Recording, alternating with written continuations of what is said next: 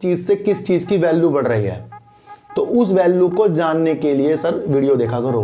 बल्कि share price की चीज़ों को समझने के लिए कभी आप कोई भी चैनल मत देखें, क्योंकि कोई आपको कुछ नहीं बताता।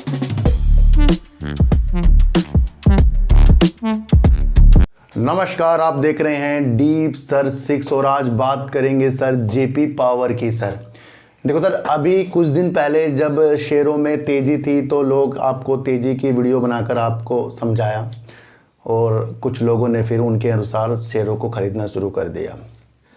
पर यकीन करना, जब ये शेयर 7 रुपये करीब का था तब मैंने आपको कोयले के ऊपर जो थर्मल पावर से प्लांट चलते हैं उसके अंदर कोयले की वैल्यू कितनी ज़्यादा है, तो उसके कितनी भी थर्मल पावर वाली कंपनियां उसके अंदर बाहरें आना एक्चुअल है, पर वो बाहरें कंटिन्यू नहीं होती, कुछ उसके अंदर गिरावट और उछाल के साथ भी काम होता है। सबसे पहले किसी भी शेयर को अगर आपको लेना है तो समझना है कि किस चीज़ की स्थिति के अनुसार हम उस शेयर को ले रहे हैं।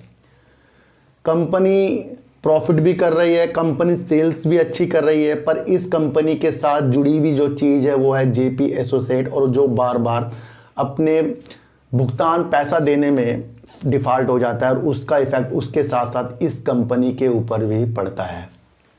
मैंने आपको एक चीज़ बताया था कि हमारे बिजली मंत्रालय करना क्या चाह रहा है। वो कह रहा है कि कोयले से जितने भी प्लांट चल रहे हैं उनको निरंतर अपनी पूरी क्षमता के साथ प्लांट को चलाना है, और ऐसा ना करने पर अलग तरीके से कुछ चीज़ें बिजली मंत्रालय उनके ऊपर कर भी सकता है।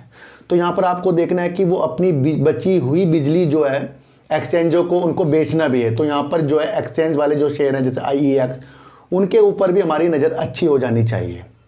देखो सर, मेरी वीडियो का बनाने का माध्यम आपको लंबी दूरी तक की चीज़ें समझाने के लिए है। ये कंपनी का फंडामेंटल, कंपनी की सेल्स, कंपनी के जो भी प्रॉफिट ये कर रहा है उसके अनुसार ये रखने वाला शेयर है, लेकिन ये है पेनी स्टॉक, इसके अंदर बड़े बड़े ऑपरेटर खेल जाते हैं।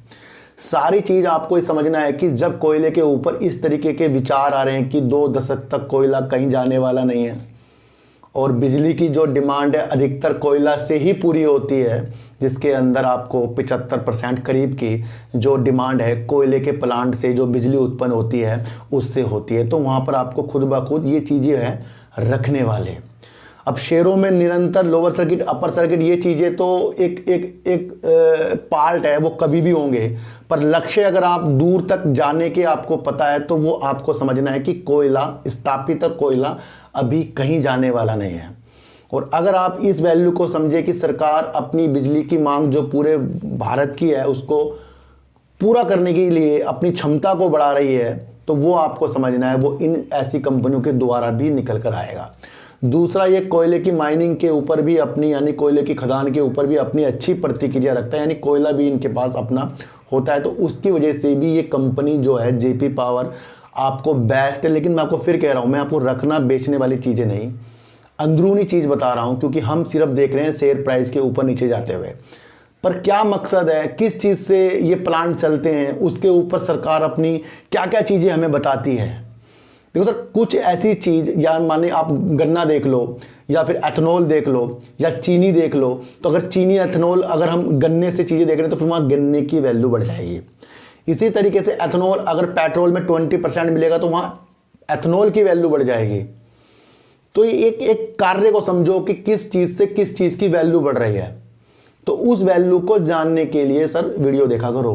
बल्कि शेयर प्राइस की चीज़ों को समझने के लिए कभी आप कोई भी चैनल मत देखें, क्योंकि कोई आपको कुछ नहीं बता सकता, सब आपको खुद ब खुद करना पड़ेगा, समझना पड़ेगा।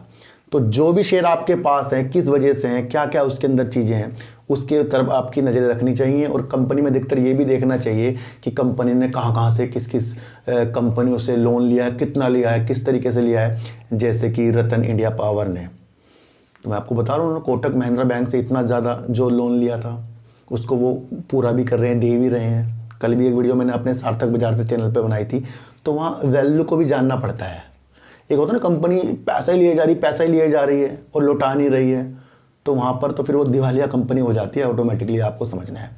इसी तरीके से आपको समझना है कि कोयले से ही ये चलती हुई चीज़ें बाहरें आ रही हैं, और ये बाहरें मार्च 2024 में एक लक्ष्य को प्राप्त करने के लिए भी हैं सरकार के, और आगे भी 2 दशक तक कोयले की चीज़ों ज़्यादा इम्पोर्टेंट होंगी।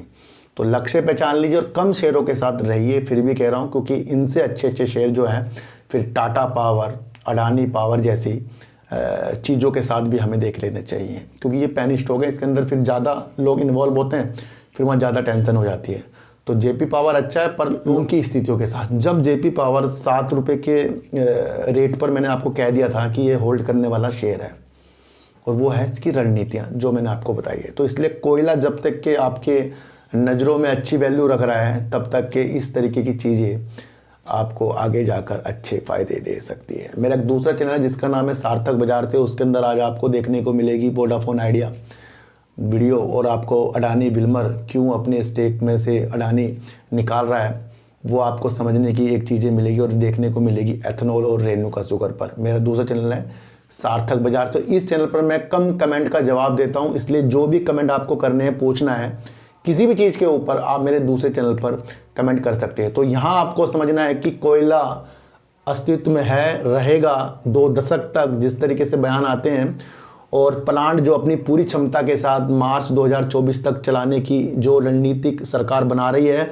उस उपलक्ष्य में अपनी रणनीति को समझना और समय समय पर अपने प्रॉफिट की मंशा भी आपको देख लेनी चाहिए। तो फिर मिलेंगे आपसे नई वीडियो के साथ, जब तक के लिए नमस्कार।